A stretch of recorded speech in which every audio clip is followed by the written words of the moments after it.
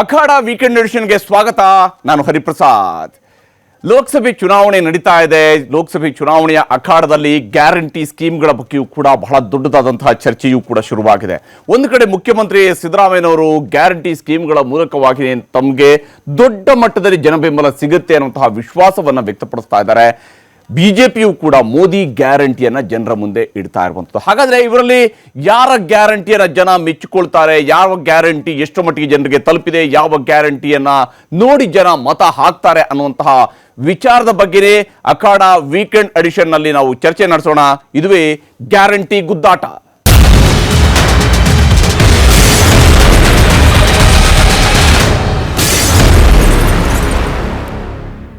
ಲೋಕಸಭೆ ಚುನಾವಣಾ ಕಣದಲ್ಲಿ ಯಾವ ಸ್ವರೂಪದಲ್ಲಿ ಗ್ಯಾರಂಟಿಯ ಚರ್ಚೆ ನಡೀತಾ ಇದೆ, ಯಾರು ಏನು ಹೇಳ್ತಿದ್ದಾರೆ, ಯಾವ ಸ್ವರೂಪದಲ್ಲಿ ಗ್ಯಾರಂಟಿ ಸ್ಕೀಮ್ಗಳನ್ನ ಜನರಿಗೆ ತಲುಪಿಸಿದ್ದೀವಿ ಅನ್ನೋದನ್ನ ಸರ್ಕಾರ ಹೇಳ್ತಿದೆ, ಮೋದಿಯವರು ಜನರ ಮುಂದೆ ಇಡ್ತಾ ಇರುವಂತಹ ಗ್ಯಾರಂಟಿ ಯಾವ ಸ್ವರೂಪದ್ದು ಅನ್ನೋದ್ರ ಬಗ್ಗೆ ಒಂದು ವರದಿಯನ್ನು ನಿಮಗೆ ತೋರಿಸ್ತೀನಿ.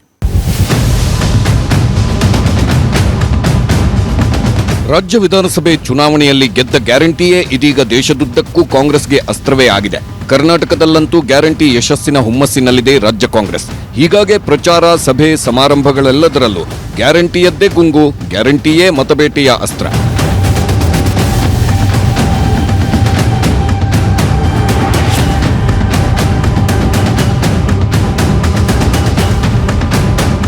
ಮಹಿಳೆಯರು ಸರ್ಕಾರಿ ಬಸ್ಸುಗಳಲ್ಲಿ ಫ್ರೀಯಾಗಿ ಪ್ರಯಾಣ ಮಾಡ್ತಾರೆ. ನೀವು ಪ್ರಯಾಣ ಮಾಡ್ತಾ ಇದ್ದೀರಲ್ಲ? ಬಿಜೆಪಿಯವರು ಮಾಡಿದ್ರ? ಬಿಜೆಪಿಯವರು ಮಾಡಿದ್ರ? 50-60 ಲಕ್ಷ ಮಹಿಳೆಯರು ಉಚಿತವಾಗಿ, ಯಾವುದೇ ಧರ್ಮ, ಯಾವುದೇ ಪಕ್ಷ ಇದ್ರೂ ಕೂಡ,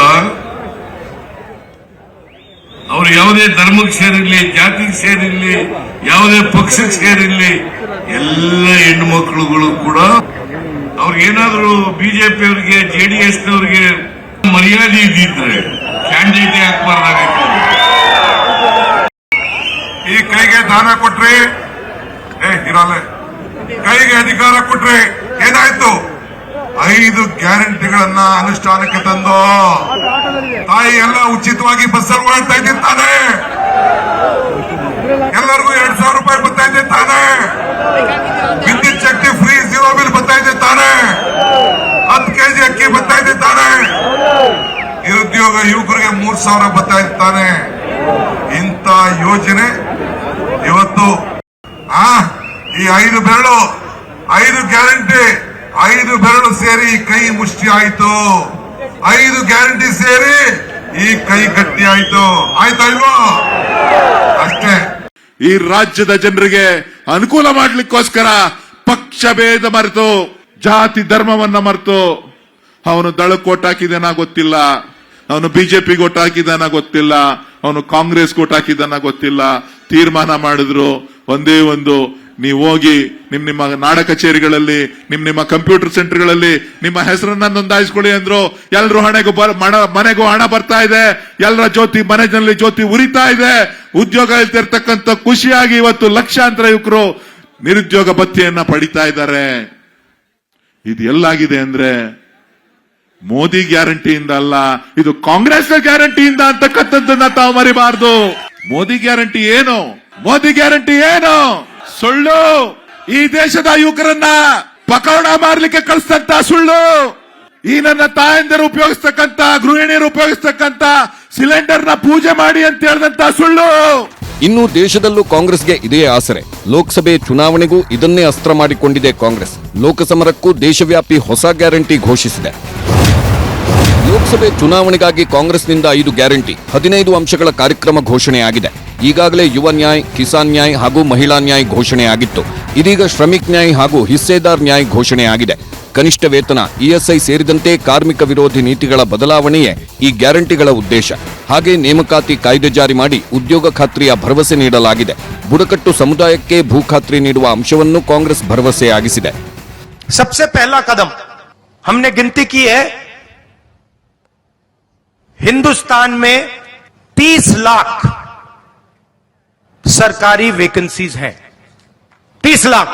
मोदी जी इनको भरवाते नहीं है, बीजेपी इनको भरती नहीं है। सरकार में आने के एकदम बाद हमारा पहला काम होगा कि 90% को 30 लाख सरकारी नौकरियां हम दे देंगे। वैसे ही हम हिंदुस्तान के युवाओं को, सब युवाओं को अप्रेंटिसशिप का अधिकार देने जा रहे हैं। और यह अधिकार हर ग्रेजुएट, हर डिप्लोमा होल्डर को मिलेगा। अधिकार क्या है कि कॉलेज, यूनिवर्सिटी, डिप्लोमा के एकदम बाद 1 साल के लिए हर ग्रेजुएट को ಕಾಂಗ್ರೆಸ್ ಗ್ಯಾರಂಟಿ ಅಸ್ತ್ರಕ್ಕೆ ಪ್ರಧಾನಿ ಮೋದಿ ಕೂಡ ಗ್ಯಾರಂಟಿ ಘೋಷಣೆ ಮಾಡಿದ್ದಾರೆ. ಚುನಾವಣಾ ಪ್ರಚಾರದುದ್ದಕ್ಕೂ ಗ್ಯಾರಂಟಿಯನ್ನೇ ಅಸ್ತ್ರ ಮಾಡಿಕೊಂಡಿದ್ದಾರೆ.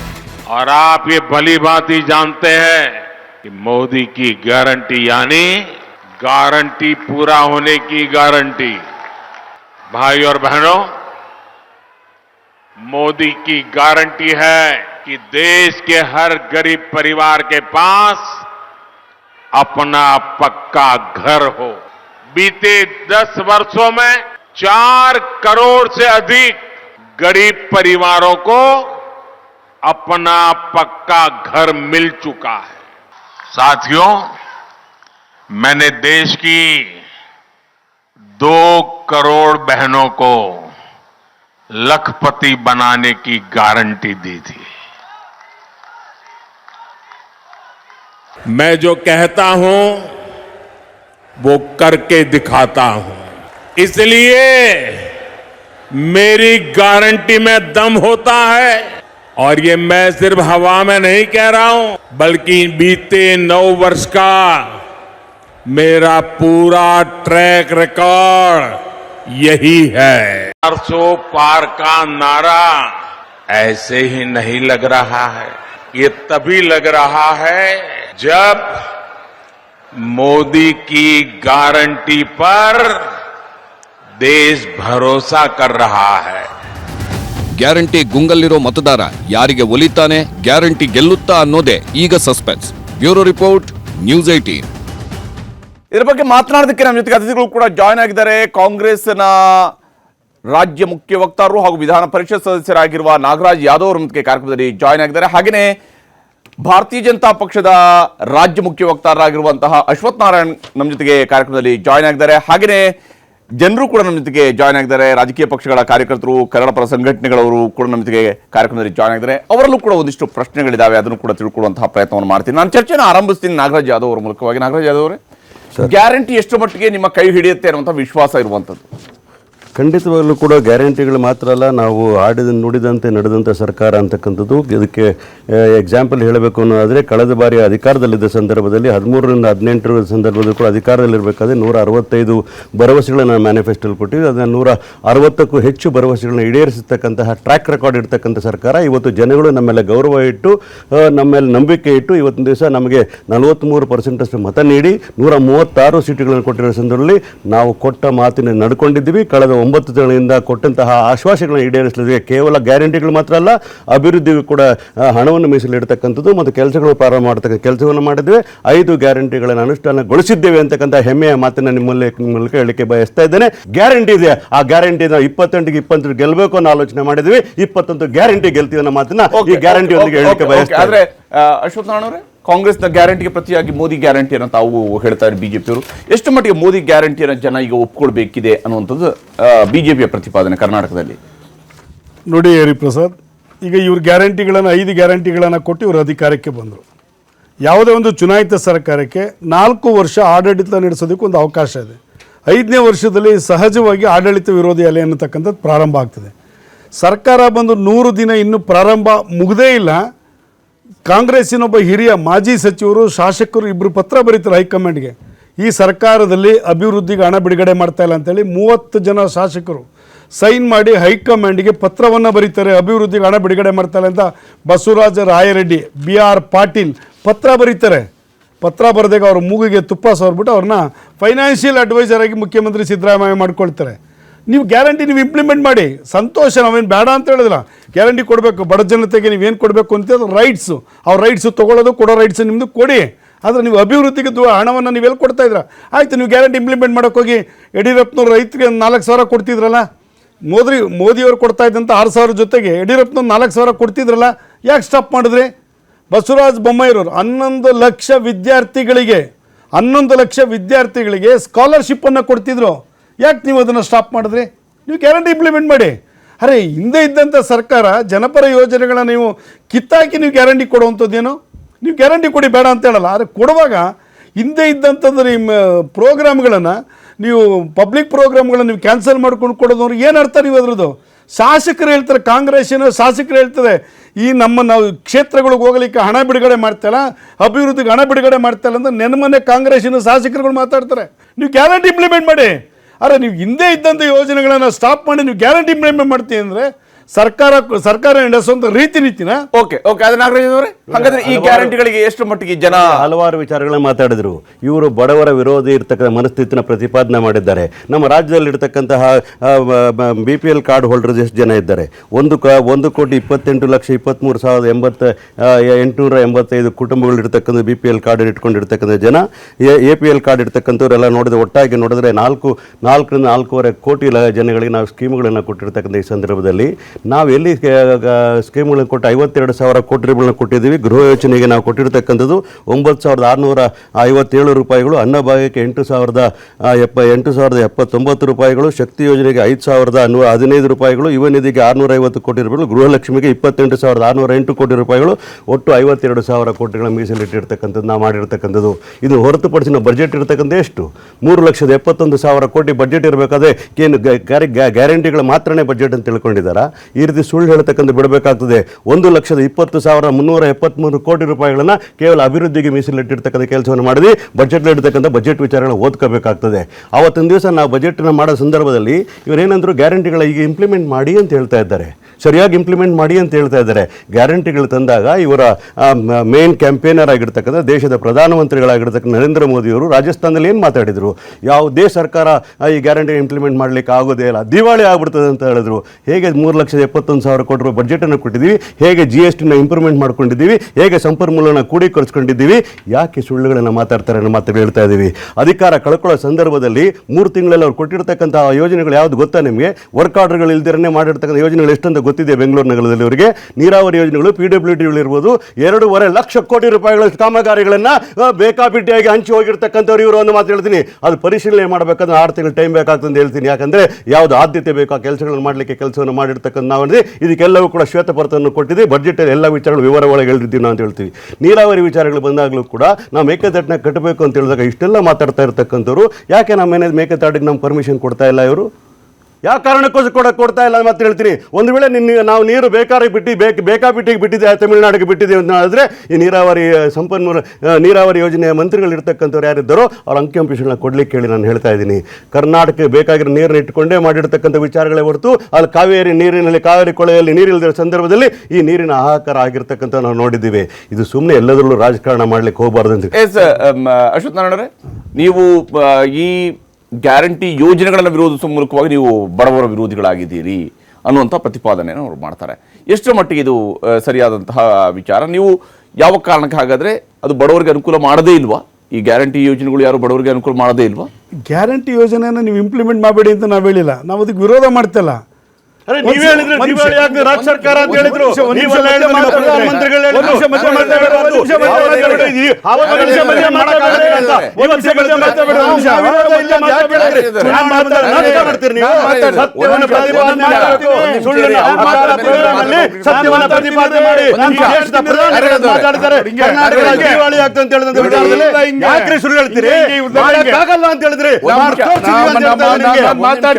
ಮಾತಾಡಿ ಸುಳ್ಳು ಹೇಳಬೇಡಿ.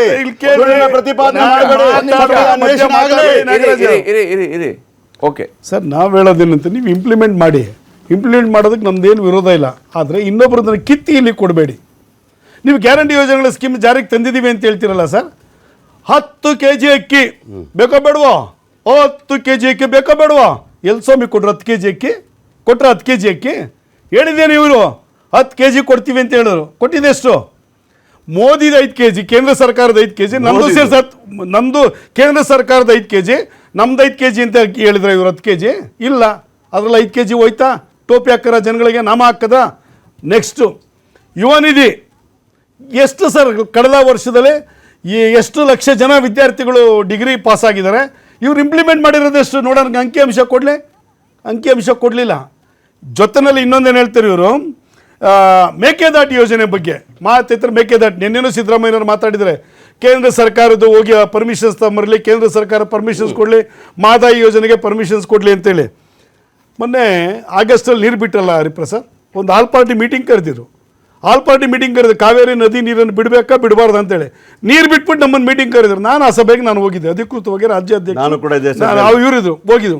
ಅಲ್ಲಿ ಮೇಕೆದಾಟದ ಒಂದು ನಮಗೊಂದು ರಿಪೋರ್ಟ್ ಸರ್ಕಾರ ಅಧಿಕೃತವಾಗಿ ಒಂದು ರಿಪೋರ್ಟನ್ನು ಕೊಡ್ತು. ನಿಮಗೆ ಬೇಕಾದ್ರೆ ಅದನ್ನು ನನ್ನ ಸಾಫ್ಟ್ ಕಾಪಿ ಇದೆ, ಬೇಕಾದ್ರೆ ನಿಮಗೆ ಕಳಿಸ್ಕೊಡ್ತೀನಿ. 2004-2018 DPR ಇದು ಸರ್ ಏನು ಫೀಸಿಬಿಲಿಟಿ ರಿಪೋರ್ಟನ್ನು ಸಬ್ಮಿಟ್ ಮಾಡೋದು. ಫೀಸಿಬಿಲಿಟಿ ರಿಪೋರ್ಟ್ ಸಬ್ಮಿಟ್ ಮಾಡಿದ್ಮೇಲೆ ಒಂದು DPR ಕೊಡಿ ಅಂತ, ಡೀಟೇಲ್ ಪ್ರಾಜೆಕ್ಟ್ ರಿಪೋರ್ಟನ್ನು ಕೊಡಿ ಅಂತ ಕೇಳೋರು.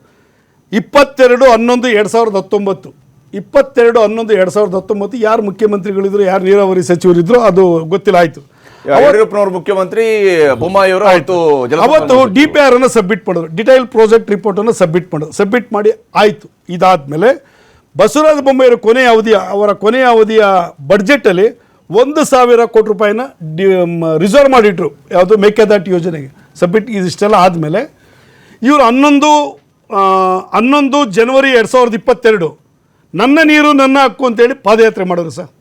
ಒಂದು ತಿಳ್ಕೊಳ್ಳಿ, ಯಾವಾಗಲೂ ಅಷ್ಟೇ ನೀರಾವರಿ ವಿಷಯದಲ್ಲಿ ಹೋರಾಟ ಮಾಡಿ ಯಾವುದೇ ನೀರಾವರಿ ಯೋಜನೆಗಳನ್ನ ತೊಗೊಳ್ಳಿಕ್ಕಾಗಲ್ಲ. ಆದರೆ ಗಮನ ಸೆಳೀಬೋದು, ಸರ್ಕಾರದ ಗಮನ ಸೆಳೀಬೋದು, ನ್ಯಾಯಾಲಯದ ಗಮನ ಸೆಳೀಬೋದು. ಆದರೆ ಕೆಲವೊಂದು ಅಂಕಿಅಂಶಗಳನ್ನು, ಕೆಲವೊಂದು ಮಾಹಿತಿಗಳನ್ನು, ಕೆಲವೊಂದು ರಿಪೋರ್ಟ್ಗಳನ್ನು ಸಬ್ಮಿಟ್ ಮಾಡ್ತಕ್ಕಂಥದ್ದು ಡಾಕ್ಯುಮೆಂಟ್ಸ್ ಮೇಲೆ.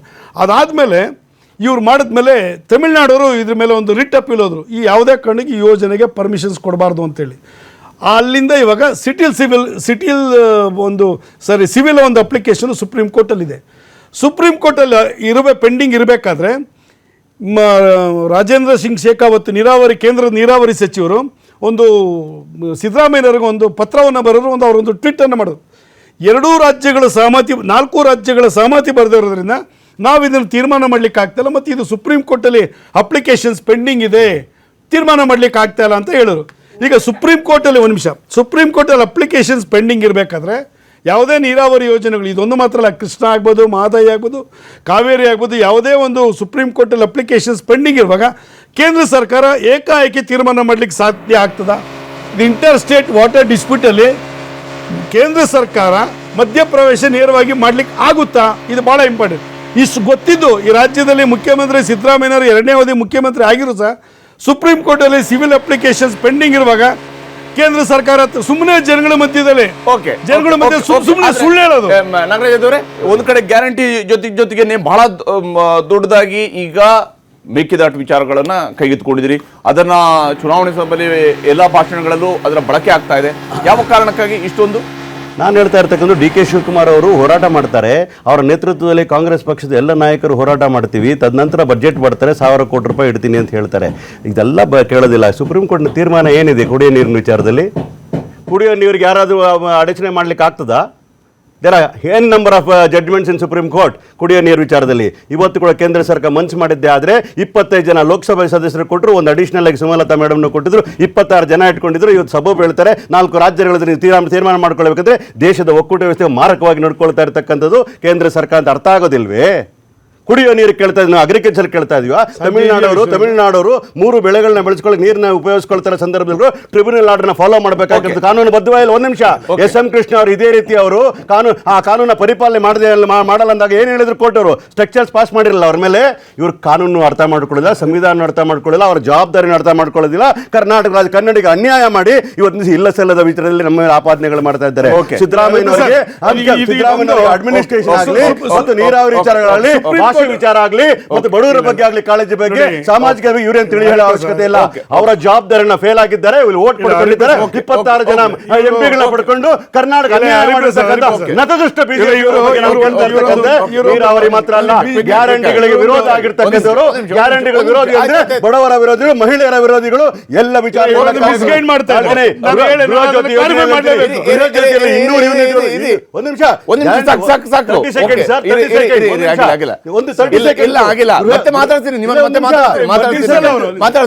ಅದೇನಂದ್ರೆ ಇವರು ಸುಪ್ರೀಂ ಕೋರ್ಟ್ ಒಂದು ಹೇಳಲ್ಲ ಸರ್, ಕೇಂದ್ರ ಸರ್ಕಾರದ ಒಂದು ಇದು ಹೇಳಿದ್ರು ಸರ್. ಒಂದ್ಸಲ ಬಸವರಾಜ ಬೊಮ್ಮಾಯಿ ನೀರಾವರಿ ಸಚಿವರಾಗಿದ್ದಾಗ ಸರ್ ನಾರಿಮನ್ ಅವರು ಇವತ್ತು ನಮ್ಮ ಮಧ್ಯದಲ್ಲಿ ಸರ್ ತೀವ್ರವಾಗಿದೆ. ನಾರಿಮನ್ ಅವರು ನಮ್ಮ ಪರವಾಗಿ ಕೋರ್ಟಲ್ಲಿ ಆರ್ಗ್ಯುಮೆಂಟ್ ಹೋದಾಗ ಫಸ್ಟ್ ನೀರು ಬಿಟ್ಬಿಟ್ಟು ನೀವು ಬನ್ನಿ, ಆಮೇಲೆ ನನ್ನ ಜೊತೆ ಆರ್ಗ್ಯುಮೆಂಟಿಗೆ ಬನ್ನಿ. ಸುಪ್ರೀಂ ಕೋರ್ಟು ಆದೇಶ ಮಾಡಿಬಿಡ್ತು ಸರ್ ನೀರು ಬಿಡಬೇಕು ಅಂತೇಳಿ. ಬಸವರಾಜ ಬೊಮ್ಮಾಯಿ ನೀರು ಬಿಡಲ್ಲ ಅಂತ ಹೇಳಿದ್ರು ಸರ್. ಅವ್ರು ಏನು ಮಾಡಿದ್ರು ಗೊತ್ತಾ ಬಸವರಾಜ ಬೊಮ್ಮಾಯಿ ಸರ್, 4 ಜನ ಇಂಜಿನಿಯರ್ ಅಫಿಷಿಯಲ್ ಆಗಿ 4 ಜನ ಕೇರಳದಿಂದ ಇಂಜಿನಿಯರ್ನ ಕರೆಸಿದ್ರು. ತಮಿಳ್ನಾಡಿನ 4 ಟ್ಯಾಕ್ಸಿ ಬುಕ್ ಮಾಡಿದ್ರು, ತಮಿಳ್ನಾಡು ರಿಜಿಸ್ಟ್ರೇಷನ್ ಇರೋ ಗಾಡಿಗಳನ್ನ. ಒಂದು ನಿಮಿಷ ಕೇಳ್ರಿ, ಆಮೇಲೆ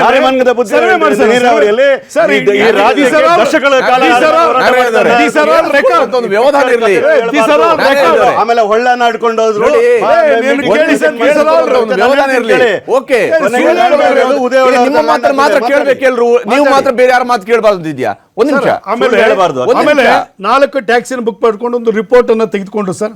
ಸ್ಯಾಟಲೈಟ್ ರಿಪೋರ್ಟ್ ಅನ್ನ ತೆಗೆದುಕೊಂಡ್ರು. ರಿಪೋರ್ಟ್ಸ್ ಇಸ್ರೋಗೆ ಲೆಟರ್ ಬರೆದ್ರು ಬಸವರಾಜ ಬೊಮ್ಮಾಯಿ.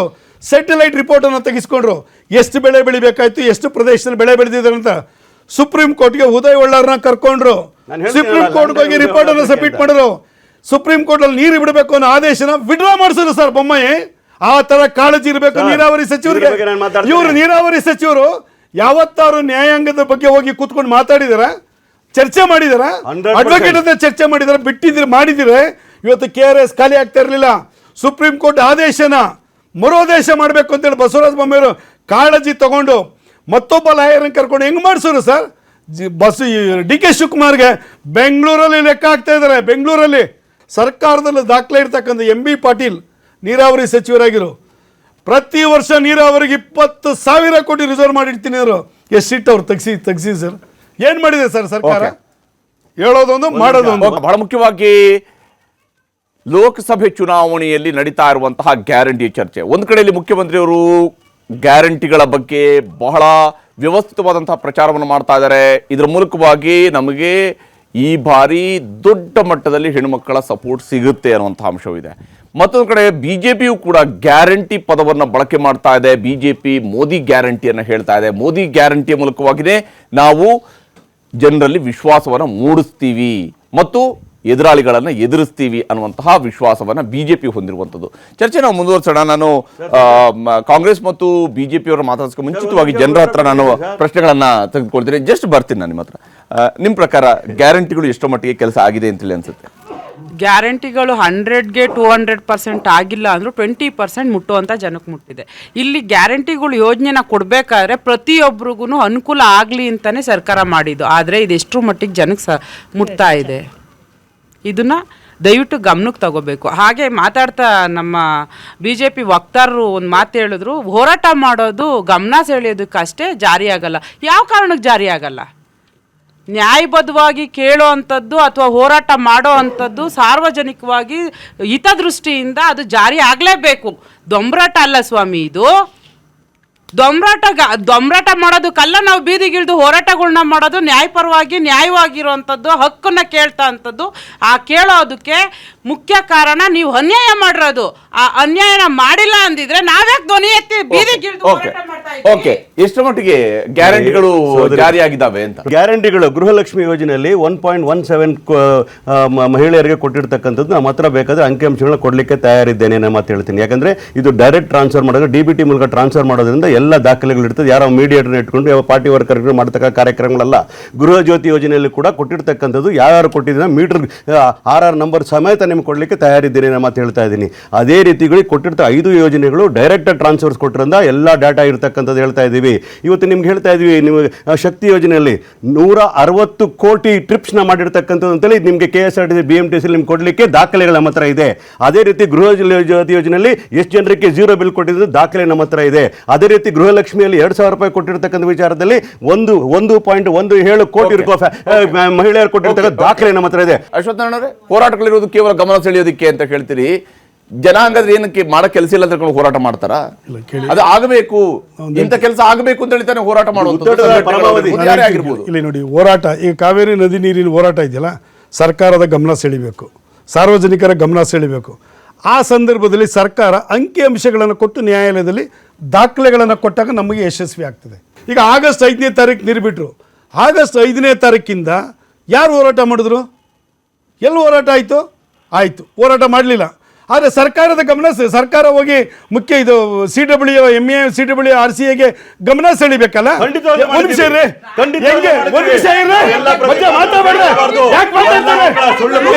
ದಯವಿಟ್ಟು ಹೇಳ್ತೀನಿ ಸರ್ ನೋಡಿ, ನಾವು ಈ ಬಸವರಾಜ ಬೊಮ್ಮಾಯಿಯವರು ಒಂದು ನಿಮಿಷ ಕೇಳಿಸ್ಕೊಳ್ಳಿ ಅಮ್ಮ. ನೀವು ಕೇಳಿಸ್ಕೊಳ್ಳಿ ಒಂಚೂರು. ಬಸವರಾಜ ಬೊಮ್ಮಾಯಿಯವರು ನೀರಾವರಿ ಸಚಿವರಾದಾಗ ಇದೇ ರೀತಿ ಹೋರಾಟ ಆಯ್ತು. ಅವಾಗ ಅವ್ರು ಏನ್ ಮಾಡಿದ್ರು? ಅಂಕಿ ಅಂಶ ತಗೊಂಡ್ರು, ನ್ಯಾಯಾಲಯಕ್ಕೆ ಹೋದ್ರು, ಗೆದ್ದು ಬಂದ್ರು. ಸರ್ಕಾರ ಸುಮ್ಮನೆ ಗೆದ್ದು ಬಂದ್ರು. ಈಗ ಸರಿಯಾಗಿ ಈಗ ಈ ರಾಜ್ಯ ಸರ್ಕಾರ ಒಂದೇ ಒಂದು ದಿನ DK ಶಿವಕುಮಾರ್ ಹೋಗಿ ಅಡ್ವೊಕೇಟ್ಸ್ಗಳ ಹತ್ರ ಕೂತ್ಕೊಂಡು ಸುಪ್ರೀಂ ಕೋರ್ಟ್ ಮಾಡಿದ್ದೀವಿ, ಕೊಡ್ತೀವಿ ನಿಮ್ಗೆ. ಸುಳ್ಳು ಹೇಳಬಾರ್ದು ನಮ್ಗೆ. ನೀರಾವರಿ ಸಚಿವರು ಹೋಗ್ಬೇಕಾದ್ರೆ ನಾನು ಕೂಡ ಮಾತಾಡ್ಬೇಡಿ ದಯವಿಟ್ಟು. ಸ್ವಲ್ಪ ಇನ್ನೊಬ್ರು ಮಾತಾಡಿ ಕೇಳಕ್ಕೆ ವ್ಯವಹಾರ ಬೇಕು ಅಂತ. ನಾನು ಇಷ್ಟೆಲ್ಲ ಜಾಸ್ತಿ ಹೇಳಕ್ ಸಾಧ್ಯ ಇಲ್ಲ. ಒಂದು ನಿಮಿಷ ಇರಿ. ನಾನು ಹೇಳಿದ್ರೆ ಅಂಕಿಅಂಶಗಳಿದೆ. DK ಶಿವಕುಮಾರ್ ನೀರಾವರಿ ಸಚಿವರು ದಯವಿಟ್ಟು ನಾನು ವೇಗ ಕೇಂದ್ರ ಸಚಿವರ ಮೇಲೆ ಒತ್ತಡ ತಂದಿರೋದು ನಿಜ. ಟ್ಯಾಕ್ಸ್ ಇರ್ಬೋದು, ನೀರಿಗಿರ್ಬೋದು, ನಾವು ಹೋರಾಟ ಮಾಡಿರೋದು ನೀವು ಉತ್ತರದಾಯಿಗಳೇ ಆಗಬೇಕಾಗತ್ತೆ. ಸರ್ಕಾರ ನಡೆಸ್ತಾ ಇರೋದು ನೀವು ಸುಳ್ಳು ಪ್ರತಿಪಾದನೆ ಮಾಡಬಾರ್ದು. ಮಸ್ಟರ್ ಹರಿಪ್ರಸಾದ್ ಸುಳ್ಳು ಹೇಳಲ್ಲ. ನಾನು ಅವ್ರಿಗೆ ಹೇಳಿದಕ್ಕೆ ಉತ್ತರ ಕೊಡುವಂತ ಶಕ್ತಿ ನಿಮಗಿದೆ ಅಂತ ನಾನು ಭಾವಿಸಿದ್ದೀನಿ. ಅವ್ರು ಎತ್ತಿರೋ ಪ್ರಶ್ನೆಗಳಿಗೆ ಉತ್ತರ ಕೊಡುವ ಶಕ್ತಿ ನಿಮಗಿದೆ ಅಂತ ನಾನು ಅಂದ್ಕೊಂಡಿದ್ದೀನಿ. ಆ ಶಕ್ತಿ ಇದ್ರೆ ದಯವಿಟ್ಟು ಸ್ವಲ್ಪ ಸೈಲೆಂಟ್ ಆಗಿಯೂ ಕೂಡ ಇರಿ. ಓಕೆ, ಸಮಯ ಕೊಡ್ತೀನಿ ನಾನು. ನೋಡಿ ಹರಿಪ್ರಸಾದ್, ಆಗಸ್ಟ್ 5ನೇ ತಾರೀಕು ನೀರು ಬಿಡಬೇಕು ಅಂತ ಆದೇಶ ಮಾಡಿದ ತಕ್ಷಣ ನೀರು ಬಿಟ್ರಲ್ಲ, 8ನೇ ತಾರೀಕುವರೆಗೆ ಇವರು ಸುಪ್ರೀಂ ಕೋರ್ಟ್ಗೆ ಹೋಗಲೇ ಇಲ್ಲ. CWRC ಮುಂದೆ ಹೋಗಲಿಲ್ಲ, CWMA ಮುಂದೆ ಅರ್ಜಿ ಹಾಕ್ಲೇ ಇಲ್ಲ. ಇವರು ಇಲ್ಲಿ ಮಂಡ್ಯದಲ್ಲಿ ನಾವೇ ಹೋಗಿ ಗಲಾಟೆ ಮಾಡಿದ್ದು, ಸತ್ಯಾಗ್ರಹ ಮಾಡಿದ್ವಿ ಸಂಜಯ್ ಸರ್ಕಲಲ್ಲಿ. KRSಗೆ ನಮ್ದೊಂದು ನಿಯೋಗವಾಯಿತು. ಆಗ ಎಚ್ಚೆತ್ಕೊಂಡು DK ಶಿವಕುಮಾರ್, ಆಗಲೂ DK ಶಿವಕುಮಾರ್ ಮಾಡಲಿಲ್ಲ. ಇವರ ಪ್ರಿನ್ಸಿಪಲ್ ಸೆಕ್ರೆಟರಿ ಇದ್ದಾರೆ, ಅವ್ರು ಡೆಲ್ಲಿಗೆ ಹೋದರು. ಸರ್ ನೋಡಿ, MB ಪಾಟೀಲರು ನೀರಾವರಿ ಸಚಿವರಾಗಿದ್ದಾಗ ಇಂಥ ಕ್ರೈಸಿಸ್ ಬಂದಾಗ MB ಪಾಟೀಲ್ ಹೋಗಿ ಡೆಲ್ಲಿಲಿ ಕೂತ್ಕೊಳ್ತಿರು, ಅಡ್ವೊಕೇಟ್ ಜೊತೆ ಮಾತಾಡ್ತಿರು. ಬಸವರಾಜ ಬೊಮ್ಮಾಯಿಯವರು ನೀರಾವರಿ ಸಚಿವರಾಗಿದ್ದಾಗ ಈ ಥರ ಕ್ರೈಸಿಸ್ ಬಂದಾಗ ಡೆಲ್ಲಿನಲ್ಲಿ ಹೋಗಿ ಕೂತ್ಕೊಳ್ತಿರು ಸರ್, ಮಂದಟ್ ಮಾಡ್ಕೊಳ್ತಾರೆ. ದುಡ್ಡು ಟ್ಯಾಕ್ಸ್ ಪೇಯರ್ಸ್ಗೆ ತಲುಪಿಸಿದೀನಿ ಅಂತ ಇದ್ರಲ್ಲ ಸರ್, ಇಲ್ಲಿ ಟ್ಯಾಕ್ಸ್ ಪೇಯರ್ಸ್ ದುಡ್ಡು ಟ್ಯಾಕ್ಸ್ ಕಟ್ಟೋರ್ಗೆ ಸಲ್ಲಿಸಬೇಕು. ಇವಾಗ ಎಲ್ಲರಿಗೂ ನಮಗೆ ಉಚಿತ ಕರೆಂಟ್ ಕೊಟ್ಟಿದ್ದೀರಾ, ಧನ್ಯವಾದಗಳು. ಬಟ್ ಅದರಿಂದ ಒಂದು ಪ್ರಶ್ನೆ ಏನಂದರೆ, ಇವಾಗ ಆಗಿರೋ ತೊಂದರೆ ಏನಂದರೆ, ಎಲ್ಲರೂ ಕರೆಂಟ್ ಬಿಲ್ಗಳು ನೋಡಿ, ಕಟ್ತಾ ಇರೋರು ಕರೆಂಟ್ ಬಿಲ್ಗಳು ನೋಡಿ ಎಲ್ಲ 3x 4x 5x ಜಾಸ್ತಿ ಆಗಿದ್ದಾವೆ. ಇದಕ್ಕೆ ಕಾರಣ ಯಾರು? ನಾನು ನಿಮ್ಗೆ ಹೇಳ್ತಾ ಇದ್ದೀನಿ ಕೇಳಿ.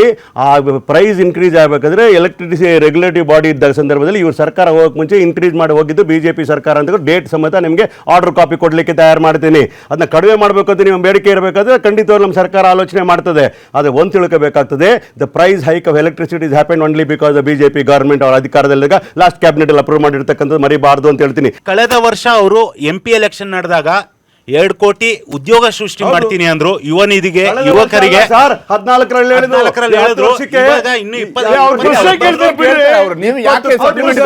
2 ಕೋಟಿ ಉದ್ಯೋಗ ಇನ್ನೂ ಸೃಷ್ಟಿ ಮಾಡಿಲ್ಲ. ಮತ್ತೆ ಕಪ್ಪು ಹಣ 100 ದಿನದಲ್ಲಿ ತರ್ತೀನಿ ಅಂದ್ರು. ಎಲ್ಲಿ ಸ್ವಾಮಿ ಕಪ್ಪು ಹಣ? ಜನರಿಗೆ ಯಾಕೆ ಮಕ್ಮಾಲ್ ಟೋಪಿ ಆಗ್ತಾ ಇದೀರಾ? ಓಕೆ, ಅಶ್ವಥ್ ನಾರಾಯಣ ಅವರೇ, 2014ನಲ್ಲಿ 2 ಕೋಟಿ ಉದ್ಯೋಗ ಕೊಡ್ತೀನಿ ಅಂತೇಳಿ ನಾವು ಹೇಳಿದ್ದು ನಿಜ, ಮ್ಯಾನಿಫೆಸ್ಟೋಲ್ಲೂ ಇದ್ದಿದ್ದು ನಿಜ, ಇಲ್ಲ ಅಂತ ಅಲ್ಲ. ಅದ್ರದ್ದು ಕಪ್ಪು ಹಣನ ವಾಪಸ್ಸು ನಾವು ಅದನ್ನು ತರ್ತೀವಿ ಅಂತ ಹೇಳಿರ್ಬೋದು. 2014ನಲ್ಲಿ ESI ರಿಜಿಸ್ಟ್ರೇಷನ್, ಈ 2014ನಲ್ಲಿ ESI ರಿಜಿಸ್ಟ್ರೇಷನ್, EPF ರಿಜಿಸ್ಟ್ರೇಷನ್ ಎಷ್ಟಿತ್ತು ಚೆಕ್ ಮಾಡಿ ಮನೆ AAP ಸದಸ್ಯರು. 2019ನಲ್ಲಿ ವಿತಿನ್ 5 ಇಯರ್ಸಲ್ಲಿ EPF ರಿಜಿಸ್ಟ್ರೇಷನ್ ಎಷ್ಟಾಯಿತು, ESI ರಿಜಿಸ್ಟ್ರೇಷನ್ ಎಷ್ಟಾಗಿದೆ ನೀವು ಚೆಕ್ ಮಾಡ್ಕೊಂಬನ್ನಿ. 2 ಕೋಟಿಗಿಂತ ಜಾಸ್ತಿ ಆಗಿದೆ. ನೀವು EPF ಚೆಕ್ ಮಾಡ್ಕೊಂಬನ್ನಿ ಸರ್. ಒಂದು ನಿಮಿಷ, ಎಂಪ್ಲಾಯ್ಮೆಂಟ್ ಕ್ರಿಯೇಟ್ ಆಗಿರೋದು ಗೊತ್ತಾಗೋದಿಲ್ಲ ನಿಮಗೆ. ಎಂಪ್ಲಾಯ್ಮೆಂಟ್ ಪ್ರಾವಿಡೆಂಟ್ ಫಂಡ್ ರಿಜಿಸ್ಟ್ರೇಷನಲ್ಲಿ ಗೊತ್ತಾಗ್ತದೆ. ESI ಹೊಸ ESI ಕಾರ್ಡು ರಿಜಿಸ್ಟ್ರೇಷನ್ ಆದಾಗ ಗೊತ್ತಾಗ್ತದೆ. ಇದು ಆರ್ಗನೈಸಿಂಗ್ ಸೆಕ್ಟರ್ ಇದೆ. ಅನ್ಆರ್ಗನೈಸಿಂಗ್ ಸೆಕ್ಟರ್ಸಲ್ಲಿ ಎಂಪ್ಲಾಯ್ಮೆಂಟ್ ಕ್ರಿಯೇಟ್ ಆದರೆ ಒಂದು ಉದಾಹರಣೆ ನಾನು ಹೇಳ್ತೀನಿ, ತಿಳ್ಕೊಬೇಕಿದ್ದೀನಿ ಎಲ್ಲರೂ. ಬೆಂಗಳೂರು ಟು ಮೈಸೂರು ಒಂದು ಎಕ್ಸ್ಪ್ರೆಸ್ ವೇ ಸ್ಟಾರ್ಟ್ ಆಯಿತು ಹರಿಪ್ರಸಾದ್, 6800 ಕೋಟಿ. ಈಗ ಅದು 8000 crore ಸಮಥಿಂಗ್ ಬಂತು ಫೈನಲಾಗಿ. ಪ್ರಾರಂಭ ಆದಾಗ 2 ಸ್ಟ್ರಕ್ಚರಲ್ಲಿ ಕೆಲಸ ಪ್ರಾರಂಭ ಆಯಿತು. ಬೆಂಗಳೂರು ಟು ಮದ್ದೂರು, ಕೊಕ್ರೆಬೆಳ್ಳೂರಿಂದ ಮೈಸೂರಿನ 2 ಸ್ಟ್ರೆಚ್ಚಲ್ಲಿ ನಾನು ಒಂದು ಪತ್ರಿಕೆಯಲ್ಲಿ ಬರೆದ್ರು, ಇಲ್ಲಿ ಒಂದು ಪ್ರಾಜೆಕ್ಟ್ಗೆ 6300 ಜನ ಕೆಲಸ ಮಾಡ್ತಾರೆ ಅಂತ ಪತ್ರಿಕೆಯಲ್ಲಿ ಬರೆದಿದ್ರು. ಬರೀ 6800 ಕೋಟಿ ರೂಪಾಯಿಗೆ 6300 ಜನ ಕೆಲಸ ಮಾಡ್ತಾ ಇದ್ದಾರೆ ಅಂದರೆ ಇಡೀ ದೇಶದಲ್ಲಿ 5 ಲಕ್ಷ ಕೋಟಿ ಇನ್ಫ್ರಾಸ್ಟ್ರಕ್ಚರ್ ಮೇಲೆ ಕೇಂದ್ರ ಸರ್ಕಾರ ದುಡ್ಡು ಇನ್ವೆಸ್ಟ್ ಮಾಡಿದೆ. ಏರ್ಪೋರ್ಟು, ಆರ್ಬಾರು, ಹೈವೇ, ಬೇರೆ ಬೇರೆ ರಸ್ತೆಗಳ ಬಗ್ಗೆ. ಇಲ್ಲಿ ಎಷ್ಟು ಎಂಪ್ಲಾಯ್ಮೆಂಟ್ ಕ್ರಿಯೇಟ್ ಆಗಿರಬೇಕು? ಏನು BHL, ITE, ಇನ್ಫೋಸಿಸಲ್ಲಿ ಕೆಲಸ ಮಾಡಿದ್ರೆ ಉದ್ಯೋಗ, ಅನಾರ್ಗನೈಸ್ಡ್ ಸೆಕ್ಟರಲ್ಲಿ ಕೆಲಸ ಮಾಡಿದ್ರೆ ಉದ್ಯೋಗ ಅಲ್ವಾ ಅದ್ರದ್ದು? ಸರ್ಕಾರ ಇದು 5 ಗ್ಯಾರಂಟಿನ ಘೋಷಣೆ ಮಾಡಿದ್ರಿ ಜನಗಳಿಗೆ. 5 ಗ್ಯಾರಂಟಿ ಕೊಡ್ತೀನಿ ಅಂತ, 200 ಯೂನಿಟ್ 1 ಮಿನಿಟ್ಗೆ 200 ಯೂನಿಟ್ ಫ್ರೀ ಕೊಡ್ತೀನಿ ಅಂತ ಹೇಳಿದ್ರಿ. ಆಮೇಲೆ ಉದ್ಯೋಗ ನಿಧಿಯನ್ನು ಡಿಗ್ರಿ ಆದವರಿಗೆ, ಡಿಪ್ಲೊಮಾ ಆದವರಿಗೆ ಕೊಡ್ತೀನಿ ಅಂತ ಹೇಳಿದ್ರಿ. ಯಾರಿಗೆ? ಇಂಥ ವರ್ಷದವರಿಗೆ ಅಂತ ನೀವು ಏನು ಹೇಳಲಿಲ್ಲ, ಎಲ್ಲರಿಗೂ ಕೊಡ್ತೀವಿ ಅಂತ ಹೇಳಿದ್ರಿ. ಒಂದು ಸರ್ ನಾನು ಹೇಳ್ತೀನಿ ತಡ್ರಿ. ಆ ವರ್ಷ ಪಾಸ್ ಆದವರಿಗೆ 6 ತಿಂಗಳ ಆದ್ಮೇಲೆ ಕೆಲಸ ಸಿಗುತ್ತೆ ಅಂತ ಓದ್ಕೋಬೇಕು ನೀವು. ನಮ್ಮ ಮ್ಯಾನಿಫೆಸ್ಟೋನ ಓದ್ಕೊಳ್ಳಿ, ಕಾಪಿ ಕೊಡ್ಕೊಳ್ಳಿ, ಇಮೇಲ್ ಅಡ್ರೆಸ್ ಕೊಡಿ. 10 ಕೆಜಿ ಅಕ್ಕಿ ಅಂತ ಹೇಳಿದ್ರೆ, 10 ಕೆಜಿ ಅಕ್ಕಿ ಅಂತ ಹೇಳಿದ್ರೆ ಅದು ಸೆಂಟ್ರಲ್ ಗವರ್ಮೆಂಟ್ ಇಂದ 5 ಕೆಜಿ ಅಕ್ಕಿ ಆಲ್ರೆಡಿ ಬರ್ತಾ ಇದೆ. ಉತ್ತರ ಹೇಳ್ತೀನಿ ನಿಮಗೆ. ಒಂದು ನಿಮ್ದು ಸಕ್ಸಸ್ ಆಗಿರೋದಂದ್ರೆ ಓನ್ಲಿ ಇದು ಬಸ್ಸಲ್ಲಿ ಹೋಗೋದು ಮಹಿಳೆಯರಿಗೆ ಮಾತ್ರ ಸಕ್ಸಸ್ ಆಗಿದೆ. ಇನ್ನ ಎಲ್ಲ ಡಿಪಾರ್ಟ್ಮೆಂಟನ್ನು ನೀವು ಗ್ಯಾರಂಟಿಗೋಸ್ಕರ ಎಲ್ಲ ಡಿಪಾರ್ಟ್ಮೆಂಟದು ಇಲಾಖೆಯಲ್ಲಿ ಎಷ್ಟು ಇಲಾಖೆ ಅದು ಎಲ್ಲ ಡಿಪಾರ್ಟ್ಮೆಂಟದು ರೈಟು ಜಾಸ್ತಿ ಮಾಡಿದ್ದಾರೆ. ಮುದ್ರಾಂಕ ಶುಲ್ಕ ಇರ್ಬೋದು, ಅಬಕಾರಿ ಡಿಪಾರ್ಟ್ಮೆಂಟ್ ಇರ್ಬೋದು, ರೋಡ್ ಟ್ಯಾಕ್ಸ್ ಇರ್ಬೋದು, ಪ್ರತಿಯೊಂದು ಯಾವುದೇ ಒಂದು ಏನೇ ಒಂದು ಪರ್ಚೇಸ್ ಎಲ್ಲರೂ ಜಾಸ್ತಿ ಆಗಿದೆ. ನೀವು ಹೇಳ್ತಾ ಅನ್ನಭಾಗ್ಯ ಯೋಜನೆ ಬಗ್ಗೆ ಮಾತಾಡ್ತಾ ಇದ್ರಿ. ಅನ್ನಭಾಗ್ಯ ಯೋಜನೆ 2013ರಲ್ಲಿ ತಂದದ್ದು ಯಾರು ಗೊತ್ತಾ? ಅಧಿಕಾರಕ್ಕೆ ಬಂದಾಗ ಪರಿಕಲ್ಪನೆಯ ಸಿದ್ದರಾಮಯ್ಯನವರು ಅಧಿಕಾರ ವಹಿಸಿಕೊಂಡು ಕಂಠೀರವ ಸ್ಟೇಡಿಯಂ ವಿಧಾನಸಭೆ ಬಂದು ಅರ್ಧ ಗಂಟೆಯಲ್ಲಿ ಆರ್ಡರ್ ಮಾಡಿದ್ವಿ ರೀ. ಇವ್ರ ಪರಿಕಲ್ಪನೆ ಅಲ್ಲ. ಫುಡ್ ಸೆಕ್ಯೂರಿಟಿ ಆಕ್ಟ್ ನ ತಂದಿದ್ದು ಸೋನಿಯಾ ಗಾಂಧಿ ನೇತೃತ್ವದ ಮನಮೋಹನ್ ಸಿಂಗ್ ಗವರ್ಮೆಂಟ್. ಹೇಳ್ತೀನಿ ಒಂದು ನಿಮಿಷ ಕೇಳು ಔದಾರ್ಯ ಇರಬೇಕು. ಕೇಳ್ಕೊಳ್ಳಿ ಏನಂತ ಹೇಳ್ತೀನಿ. ಕೇಳ್ಕೊಳ್ರಿ ವಿಚಾರ ಗೊತ್ತಿ ತಿಳ್ಕೊಳ್ಳಿ. ಆ ಫುಡ್ ಸೆಕ್ಯೂರಿಟಿ ಆಕ್ಟ್ ಬಿಲ್ ಬಂದಾಗ ಯಾವುದೇ ಸರ್ಕಾರ ಬಂದರೂ ಕೂಡ ಒಂದು ವ್ಯಕ್ತಿಗೆ ಇಷ್ಟು ಆಹಾರ ಧಾನ್ಯ ಕೊಡಬೇಕು ಅಂತಕ್ಕಂಥದ್ದು ಕಾನೂನು ಮಾಡಿರ್ತವೆ ಕಾಂಗ್ರೆಸ್. ಅದು 5 ಕೆಜಿ ಅಕ್ಕಿ ಕೊಡ್ತಾರಲ್ಲ, ಮೋದಿ ಗವರ್ಮೆಂಟ್, ಬಿಜೆಪಿಯಿಂದ ಅಲ್ಲ, ಕೇಂದ್ರ ಸರ್ಕಾರದ ನಮ್ಮ ನಾಗರಿಕರ ದುಡ್ಡಿಂದ ಕೊಡ್ತಕ್ಕಂಥದ್ದು. ಅದಕ್ಕಿಂತ 5 ಕೆಜಿ ಸೇರಿಸಿ ನಾವು 10 ಕೆಜಿ ಕೊಡ್ತೀವಿ ಅಂತ ಹೇಳಿದ್ವಿ. ನಾವು ಕೊಡ್ತೀವಿ ಅಂತಂದ್ರೆ ಈ ನಾಗರಿಕ ದುಡ್ಡು ಇರ್ತಕ್ಕಂಥ ಕೇಂದ್ರ ಸರ್ಕಾರಕ್ಕೆ ಅವರೇ 10 ಕೆಜಿ ಕೊಡ್ತೀವಿ ಅಂತ ಹೇಳಿದ್ವಿ. ಆದ್ರೆ ನಾವು ಅಧಿಕಾರದಲ್ಲಿ ಇದ್ವಲ್ಲ, 15 ಕೆಜಿ ಕೂಡ ಮಹಾನುಭಾವರು ಹೀಗೆ ಏನೋ ಗ್ಯಾರಂಟಿ ವಿಷಯ ಬಂದಾಗ ಯಾರೋ ಒಬ್ರು ಸ್ನೇಹಿತರ ಹತ್ರ ಹೇಳ್ತಾ ಇದ್ರು, ನಮ್ಮ ಹೆಂಗಸರು 2,000 ರೂಪಾಯಿ ಬರುತ್ತೆ, ಆದ್ರೆ ನನ್ನ ಜಾಬಿಂದ 2,000 ರೂಪಾಯಿ ಹೋಗ್ತಾ ಇದೆ ಅಂತ. ಎಲ್ಲಿಗೆ ಹೋಗ್ತಾ ಇದೆ? ಅವ್ರು ಯಾರೋ ಕೇಳಿದ್ರು ಹೇಗೆ ಅಂತ. ಹೆಂಗಸರು 2,000 ಕೊಡ್ತಾವ್ರೆ, ಲಿಕ್ಕರ್ ಪ್ರೈಸ್ ಜಾಸ್ತಿ ಮಾಡಿದಾರೆ, ನನ್ನ ಜಾಬಿಂದ 2,000 ಹೋಗ್ತಾ ಇದೆ, ನಂದೇ ತೊಗೊಂಡು ನನ್ನ ಹೆಂಡತಿ ಕೊಡ್ತಿದ್ದಾರೆ ಅಂತ ಯಾರೋ ಹೇಳ್ತಾ ಇದ್ದಾರೆ. ಕೇಳಿ ಭಾರಿ ನಗು ಬಂತು. ಮೇ ಬಿ ಅಲ್ಲಿ ಟೆಲ್ ಆನ್ಸರ್. ಲಿಕ್ಕರ್ ಪ್ರೈಸ್ ಜಾಸ್ತಿ ಮಾಡಿದ್ರೆ ಲಿಕ್ಕರ್ ಕುಡಿಯೋದು ಕಡಿಮೆ ಆಗ್ಲಿ ಬಿಡ್ರಿ. Let them reduce. ಕುಡಿಯೋದು ಕಡಿಮೆ ಆದ್ರೆ ದೇಶಕ್ಕೆ ಒಳ್ಳೇದು, ನಿಮ್ಮ ಆರೋಗ್ಯಕ್ಕೆ ಒಳ್ಳೇದು. ತಪ್ಪಿಲ್ಲ ನಮ್ಮ ಹೇಳ್ತಾ ಇದ್ದೀನಿ ಕೇಳಿ.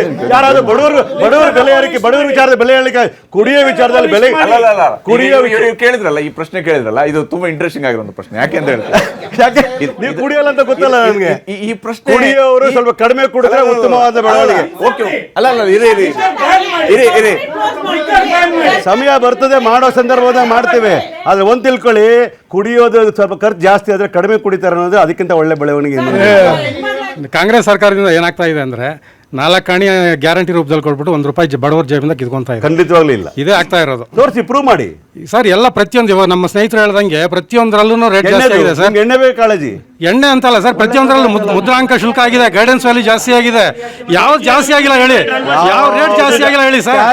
ಯಾವ ರೇಟ್ ಜಾಸ್ತಿ ಆಗಿಲ್ಲ ಹೇಳಿ? ಪ್ರತಿಯೊಂದು ರೇಟ್ ಜಾಸ್ತಿ ಆಗಿದೆ ಸರ್. ನೋಡಿ, ಬಜೆಟ್ ಕಾಪಿ ನನ್ನ ಹತ್ರ ಇದೆ. 1 ರೂಪಾಯಿನೂ ಟ್ಯಾಕ್ಸ್ ಆಗದಿರೋ ಬಜೆಟ್ ಮಾಡಿದ್ದು ಸಿದ್ದರಾಮಯ್ಯನವ್ರು, ತಿಳ್ಕೋಬೇಕಾಗ್ತದೆ.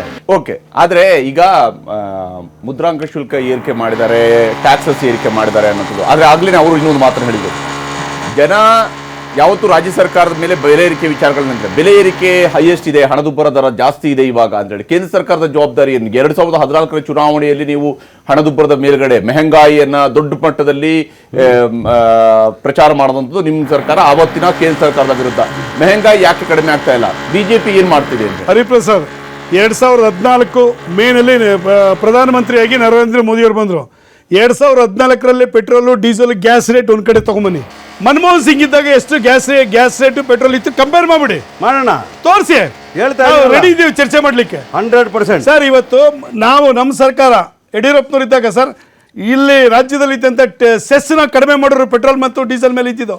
ಇದೇ ಬೇರೆ ಬೇರೆ ರಾಜ್ಯದಲ್ಲಿ ಮಹಾರಾಷ್ಟ್ರದಲ್ಲಿ ಇವ್ರು ಕೊಲೈಟ್ ಗೌರ್ನಮೆಂಟ್ ಇತ್ತು, ಆಂಧ್ರದಲ್ಲಿ ಇತ್ತು, ರಾಜಸ್ಥಾನದಲ್ಲಿ ಇತ್ತು. ಪೆಟ್ರೋಲ್ ಸೆಸ್ ಕಡಿಮೆ ಮಾಡಿದ್ರ?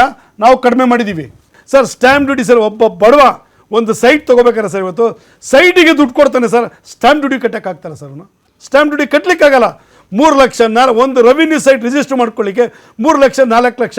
ನೀವು ಒಂದು ಮನೆ ಅಗ್ರಿಮೆಂಟ್ ಮಾಡ್ಕೋಬೇಕಾದ್ರೆ ಇವತ್ತು 10 ಲಕ್ಷ ರೂಪಾಯಿ ಕೊಟ್ಬಿಟ್ಟು ನೀವು ಮನೆ ಬೋಗಿಯಾಗಿ ಹಾಕೊಂಡ್ರೆ 10 ಲಕ್ಷ ರೂಪಾಯಿಗೆ ನೀವು ಎಷ್ಟು ದುಡ್ಡು ಕಟ್ಟಬೇಕು ಗೊತ್ತಾ? 200 ರೂಪಾಯಿ ಪೇಪರ್ ತಿರ್ರಿ. ಇವತ್ತು ನೀವು 10,000 ರೂಪಾಯಿ ಪೇಪರ್ ತರಬೇಕು ಸರ್. ಇದ ಸರ್ ಸರ್ಕಾರ ನಡೆಸೋ ರೀತಿ ನೀತಿ ಸರ್. ಇವತ್ತು ಬಡ್ಜೆಟ್ ಅಲ್ಲಿ ಸರ್ ಆದ್ಯತಾ ವಲಯ ಅಂತ ಬರುತ್ತೆ. ಕುಡಿಯೋ ನೀರು, ಕೃಷಿ, ಮಹಿಳಾ ಮತ್ತು ಮಕ್ಕಳ ಕಲ್ಯಾಣ, ಆರೋಗ್ಯ, ಶಿಕ್ಷಣ, ಈ 5ಕ್ಕೂ ಬಿಕಾರಿಗೆ ಇಟ್ಬಿಟ್ಟಿದ್ದಾರೆ ಸರ್ ಸರ್ಕಾರ. ಒಂದೇ ಒಂದು ರೀತಿಯಲ್ಲಿ ಯಾವುದೇ ಒಂದು ಸ್ಕೀಮ್ಗಳು ಜಾರಿ, ಗ್ಯಾಸ್ ಬಗ್ಗೆ ಇರ್ಬೋದು, ಪೆಟ್ರೋಲ್ವರೆಗೂ, ಡೀಸೆಲ್ ಇರ್ಬೋದು, ಟೆಲಿಫೋನ್ ಇರ್ಬೋದು, ಮೊಬೈಲ್ ಇರ್ಬೋದು, ಇದೆಲ್ಲನೂ ಕೂಡ ರಾಜೀವ್ ಗಾಂಧಿಯಿಂದ ಹಿಡಿದು ನರಸಿಂಹರಾಯ್ ಅವರಿಗೂ, ಮನಮೋಹನ್ ಸಿಂಗ್ ಅವರಿಗೂ ತಿಳ್ಕೋಬೇಕಾಗ್ತದೆ. ಗ್ಲೋಬಲೈಸೇಷನು, ಲಿಬರಲೈಸೇಷನ್ ಎಲ್ಲ ಮಾಡಿದಂಥವ್ರು ಮಾನ್ಯ ನರಸಿಂಹರಾಯರು. ಆ ಜೊತೆಲಿ ಆಗಿದ್ದಂಥ ಫೈನಾನ್ಸ್ ಮಿನಿಸ್ಟ್ರು ಮನಮೋಹನ್ ಸಿಂಗ್ ಅವರು, ತದನಂತರ ಪ್ರೈಮ್ ಮಿನಿಸ್ಟರ್ ಆದಂಥ ಬಂದಂಥ ವಿಚಾರಗಳು.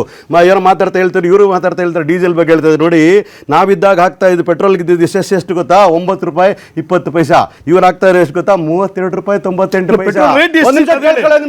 ಇಂಟರ್ನ್ಯಾಷನಲ್ ದಾಖಲೆ ಇದೆ ನೋಡಿ, ಮನಮೋಹನ್ ಸಿಂಗ್ ಅವ್ರದ್ದು ದಾಖಲೆ ಇದೆ, ನನಗೆ ಗೊತ್ತಿದೆ. ಡೀಸೆಲ್ಗೆ ನಾವು ಆಗ್ತಾ ಇದ್ವಿ 3 ರೂಪಾಯಿ 46 ಪೈಸಾ ಸೆಸ್ ಆಗ್ತಾ ಇದ್ವಿ. ಒಂದ್ ನಿಮಿಷ ಮಾತಾಡಬೇಡಿ. 31.83 ರೂಪಾಯಿಗಳು, 31 ರೂಪಾಯಿ 32 ರೂಪಾಯಿ ಸೆಸ್ ಆಗ್ತಾರಲ್ರಿ ಜನಗಳ ಬೆಲೆ. ಈ ತರ ಅದ್ರ ಜೊತೆಗೆ ಹೇಳ್ತಾ ಇದೀನಿ ಕೇಳಿ. ಇಂಟರ್ನ್ಯಾಷನಲ್ ಮಾರ್ಕೆಟ್ ಅಲ್ಲಿ ಸುಮಾರು ಎಷ್ಟು ಪರ್ಸೆಂಟ್? 70% ಕಡಿಮೆ ಆಗಿದೆಯಲ್ಲ ಪ್ರೈಸು. ನೀವು ಕಡಿಮೆ ಮಾಡಿದಿರ, ನೀವು ಅಲ್ಲೂ ಕೂಡ ಸೆಸ್ ಹಾಕ್ಬಿಟ್ಟು ಲೂಟ್ ಹೊಡಿತೀರಲ್ಲ ನಮ್ಮ ಜನಗಳನ್ನ. ಒಪ್ಕೋಬೇಕನ್ರಿ ಇವನ್ನ? 26 ಜನ ನಿಮ್ ಲೋಕಸಭಾ ಸದಸ್ಯರು ಕೊಟ್ಟ ಮೇಲೆ ಅವ್ರ ತಲೆ ಮೇಲೆ ಚಪ್ಪಡಿ ಹೇಳ್ತಾ ಕೆಲಸ ಮಾಡ್ತೀರಿ. ಅಲ್ವಾ? ನೀವೊಂದು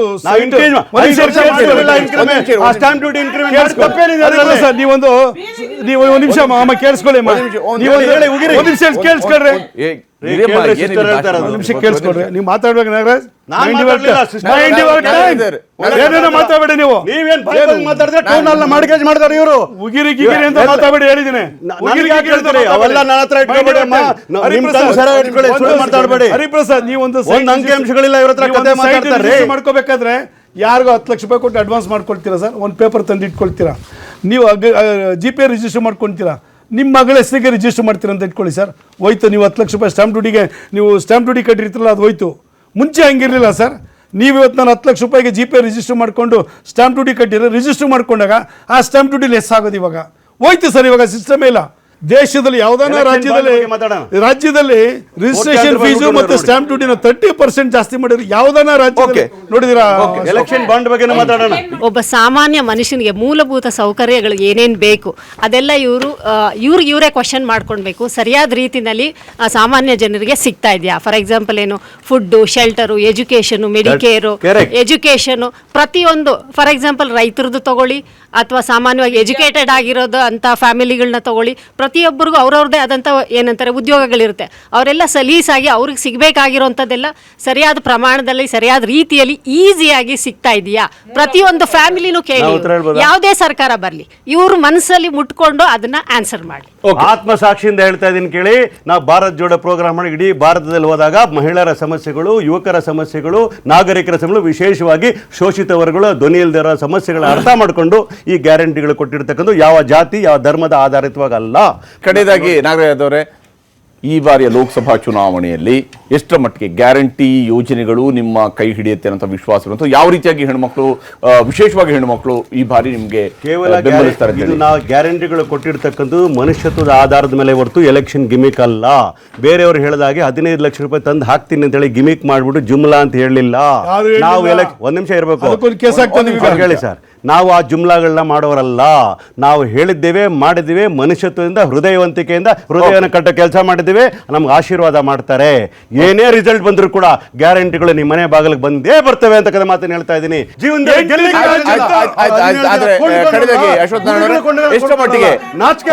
ಗ್ಯಾರಂಟಿಗಳ ಮೇಲೆ ಮೋದಿ ಗ್ಯಾರಂಟಿ ಬಗ್ಗೆ ಜನ ವಿಶ್ವಾಸ ಇಡ್ತಾರೆ ಅನ್ನೋ ನಿಮ್ಮ ನಂಬಿಕೆ ಲೋಕಸಭಾ ಚುನಾವಣೆಯಲ್ಲಿ ಕರ್ನಾಟಕದಲ್ಲಿ? ನಾವು ನೀವೆಲ್ಲ ಒಂದು ಚಾನೆಲ್ ಅಲ್ಲಿ ಕೂತ್ಕೊಂಡು ಡಿಸ್ಕಷನ್ ಮಾಡ್ತಾ ಇದ್ದೀವಿ. ಇವತ್ತು ದೇಶದ ಬಹುತೇಕ ಚಾನೆಲ್ಗಳು, ಬಹುತೇಕ ಸರ್ವೆ ರಿಪೋರ್ಟ್ಗಳನ್ನು ನಾವೆಲ್ಲ ನೋಡಿದ್ದೀವಿ.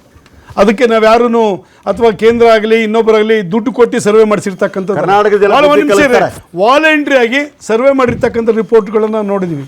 ಮೋದಿಯವರು ಮತ್ತೊಮ್ಮೆ 4ನೇ 3ನೇ ಬಾರಿಗೆ ಖಂಡಿತ 100ಕ್ಕೆ 100 ಆರ್ಸ್ ಬರ್ತಾರೆ ಅಂತಕ್ಕಂಥದ್ದು ಎಲ್ಲ ರಿಪೋರ್ಟ್ಗಳು ಹೇಳ್ತಾ ಇದೆ. ಅಭಿವೃದ್ಧಿ ನಮಗೆ ಒಂದು ಶ್ರೀರಕ್ಷೆ 100ಕ್ಕೆ 100 ಮತ್ತೊಮ್ಮೆ ಬಿಜೆಪಿ ಸರ್ಕಾರ ಕೇಂದ್ರದಲ್ಲಿ ಬರುತ್ತೆ. ಶೇರ್ ಮಾಡ್ಕೊಳ್ಳೋದಕ್ಕಾಗಿ ತಮಗೆಲ್ಲರೂ ಕೂಡ ಧನ್ಯವಾದ. ಕಾರ್ಯಕ್ರಮದಲ್ಲಿ ಜಾಯ್ನ್ ಆಗಿ ಪ್ರಶ್ನೆಗಳನ್ನ ಕೇಳಿದಕ್ಕಾಗಿ ತಮಗೆಲ್ಲರೂ ಕೂಡ ಧನ್ಯವಾದ. ಒಟ್ಟಾರೆಯಾಗಿ ಈ ಬಾರಿಯ ಲೋಕಸಭಾ ಚುನಾವಣೆಯಲ್ಲಿ ಖಂಡಿತವಾಗ್ಲೂ ಕೂಡ ಗ್ಯಾರಂಟಿಯ ಚರ್ಚೆ ಕರ್ನಾಟಕದಲ್ಲಿ ಆಗೇ ಆಗುತ್ತೆ. ಆದರೆ ಜನ ಯಾರಿಗೆ ಅಧಿಕಾರದ ಗ್ಯಾರಂಟಿಯನ್ನು ಕೊಡ್ತಾರೆ ಅನ್ನೋದನ್ನ ನೋಡಬೇಕಾಗಿರುವಂಥದ್ದು. ನಮಸ್ಕಾರ.